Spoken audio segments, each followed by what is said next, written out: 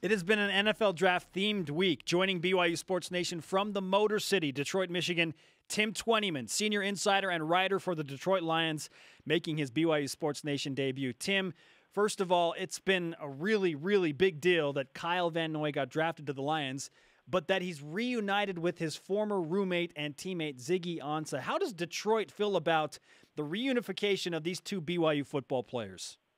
Well, I think if you look at the last two drafts, probably the picks that people liked the most in those drafts were in 2013, Ziggy Ansah, number 5 overall. And I think people here are really excited about what Kyle Van Noy can bring to the defense, number 45 overall, the second-round pick this year. So, I think just from looking at the draft and analyzing it from a fan's perspective, those are probably two of the most popular picks the last 2 seasons for Detroit Lions fans. Tim, how wanted was Van Noy given that the Lions traded up with the Seahawks to get the 40th pick? Well, it's exactly what they want on defense. They're changing up their defense a little bit this year. They're going to play kind of some open and closed ends, and they wanted a strong side linebacker, who could play on the line of scrimmage, who could rush the passer, who could drop back in coverage. And as you guys know better than anyone, Kyle Van Noy did a lot of all included there at BYU. He had 7 interceptions, over 20 sacks. Affected defenses, scored 5 touchdowns. So he's the playmaker. He's the closer, as General Manager Martin Mayhew called him here in his introductory press conference, that the Lions really needed on defense. That they wanted that versatile linebacker. Tim Twentyman, the lead writer for DetroitLions.com, is on BYU Sports Nation. How much will Kyle see the field this year as a Lion? We're kind of anticipating that because they traded up to get him, he's going to play. He's going to play and play right away. What do you think he's going to do to impact the team this year? Yeah, guys, I see him as a day-one starter on that defense, along with Stephen Tulloch and DeAndre Levy, who had a terrific season for the Lions on the other side. So, they moved up to get him. He was the missing piece, they thought, in their front 7. So I would be very shocked if he wasn't the starting Sam linebacker day one for the Lions in training camp. Wow. Tim Twentyman, DetroitLions.com, senior writer and insider, is on BYU Sports Nation.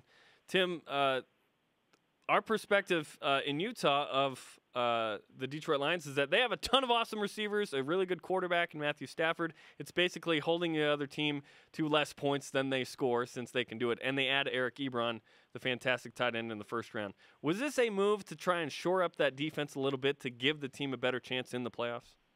Yeah, it was. I mentioned off the top, how they plan to use Kyle, but the term that's been thrown around, from the front office a lot is closers. This is a Detroit Lions team last year that was 7-9, but in 15 of 16 games, they were either tied or had the lead in the fourth quarter. Wow. Think about that for a second. Yikes. They were either tied or had the lead in 15 games last year, and they couldn't make that one play. They couldn't get that one first down. They couldn't make that one third down stop late in games, to turn some of those losses into wins. And I think when they're looking for guys like Eric Ebron, there's a guy they think can get that extra third down in the fourth quarter. When you're talking about a Kyle Van Noy, there's a guy who can make that play on 3rd and 3, have a runner gets a 2-yard gain, and you're off the field and you're getting the ball to your offense. They needed closers. They wanted guys who finished plays, finished games, could make plays, and they think they certainly got those in guys like Van Noy and guys like Eric Ebron. In Kyle Van Noy's introductory press conference, what was your first impression of him and how he handled the media in Detroit? Likable. I think that's, and I talked to Kyle. He came in for a pre-draft visit, and I got a chance to sit down with him and talk to him, and I can actually give you a funny story about Ziggy during that pre-draft visit, but he's confident. I think he's laid back. I don't think, and you guys would know this better than me, but I don't think he wants to be out there in front of cameras and stuff like that. Yeah. I think he's a respectful guy. I think he's nice, but I think he turns into a completely different person between the lines. And I think that's exactly the kind of guy you want. I mean, we've got a new coach here in Jim Caldwell, and he really preaches a family atmosphere, doing community work, being a good player on and off the field, and I think that's exactly what they got in Kyle Van Noy, but you guys would probably know that better than me. So what's the funny story? let's get to the good stuff. I kind of set that one up, didn't I, guys? No. So before Kyle came in for his visit, I just happened to run into Ziggy Ansah in the hallway. And Ziggy's recovering from shoulder surgery and should be ready to go by training camp. But, I talked to him and I asked him about Kyle Vinoy because he was a guy that kind of piqued my interest at the combine and some other things. And Ziggy told me, you're a terrific player. And he said that he said that Kyle Vinoy was the best player on that defense when we played together in 2012. That's coming from the number 5 overall pick the following year. And so when Kyle was in for his visit, I told him that story, and Ziggy said that, and Kyle looked at me and said, he better have said that. I taught the kid how to play football.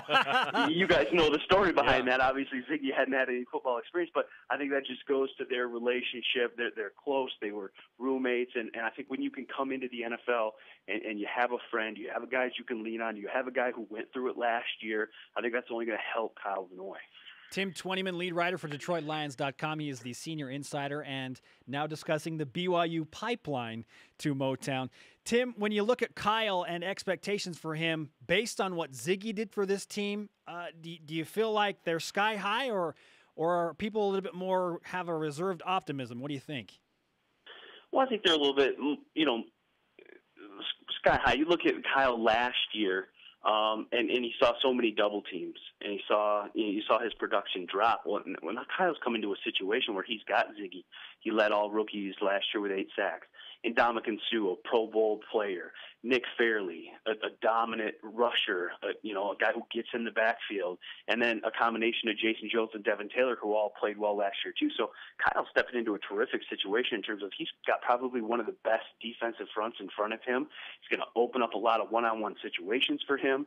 And I think, if Levy has the season that he had and some of their defensive backs develop like they hope they will, there's certainly a lot of optimism here in Detroit with what you said they could do offensively. Now they just got to improve that defense. They think they went a long way with Kyle Vinoy.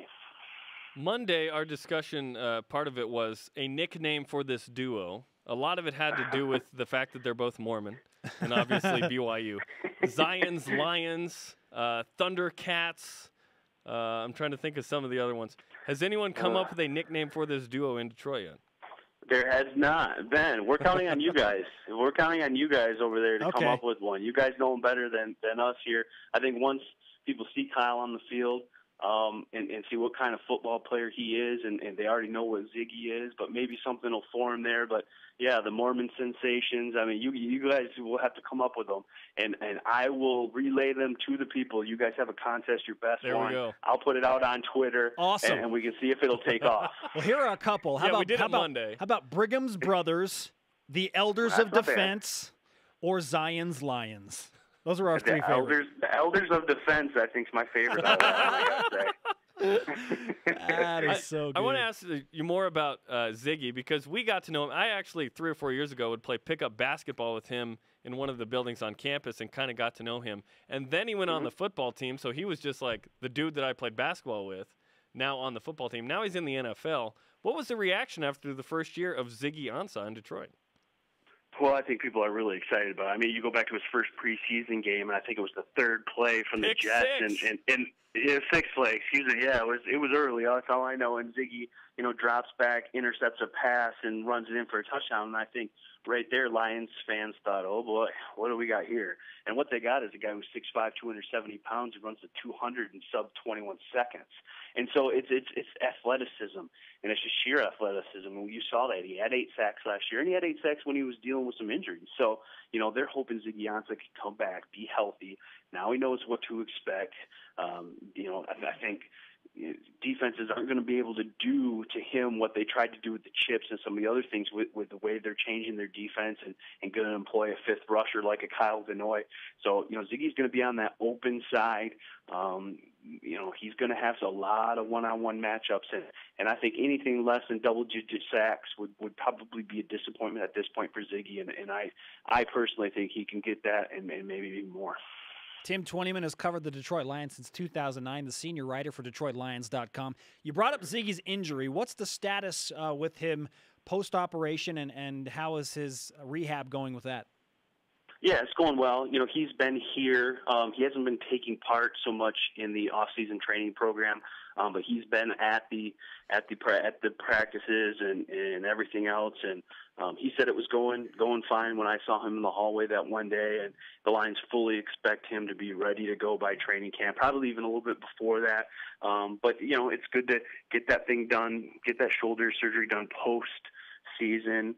Yeah, he misses a little bit of the training program, and maybe it's significant because there's a new coaching staff, because it's a little bit different scheme. But you guys know Ziggy's a very smart guy. He'll pick it up quick, and he'll be healthy and ready to go by training camp.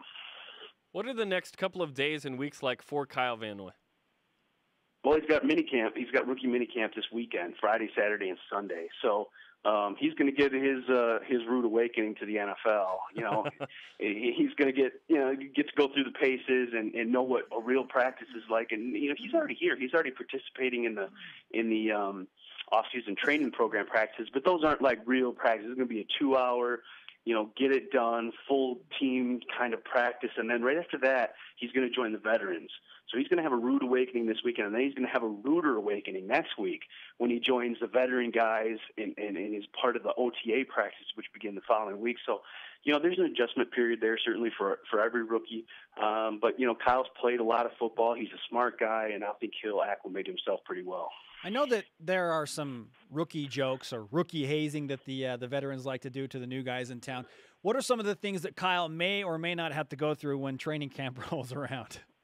Yeah, it's very, very tame here, guys. I mean, it really is. I mean, the Lions are probably one of the more tamer teams, and it's by design. I think there's more of a blue-collar town. You're talking about the Motor City, lunch pail type of town. So, he'll be carrying helmets off practice fields, carrying shoulder pads. But Yeah. there's no taping to the goalposts here or throwing guys in ice tubs, and none of that goes on here. He'll have some extra labor, taking care of some of the vets. He'll probably have to spring for some donuts and some of that stuff in the morning. But, it's all fun nature, nothing major here. What can Ziggy teach Kyle Van Noy about playing in the NFL? Because Kyle was the guy that taught Ziggy how to play college football. Yeah. I think the one thing that rookies realize, and I talked to Larry Warford, the talented guard that we drafted here in the third round, about this a couple weeks ago, and it's that rookie wall. Guys aren't used to 16 games. Guys aren't used to the rigors of the NFL. And I think that's one thing that Ziggy can probably help Kyle prepare for. I talked to Larry, and he said, well, I hit that wall about week 13. I didn't know how I got through week 14, 15, 16, and 17. Guys play 13 games in college, and then they have a month before their bowl game. So they're not used to this every week. And I think that's the one asset that Ziggy can really help with Kyle is do this, rest when you can, prepare your body, get treatment, take care of yourself. And I think that'll help Kyle in the long run. Tim Twentyman, the lead writer for DetroitLions.com on BYU Sports Nation. Tim, we appreciate the insight. Looking forward to see what Kyle and Ziggy do together as the elders of defense in Detroit. Sounds good. I'm looking forward to that nickname, guys. All right. Thanks, Tim.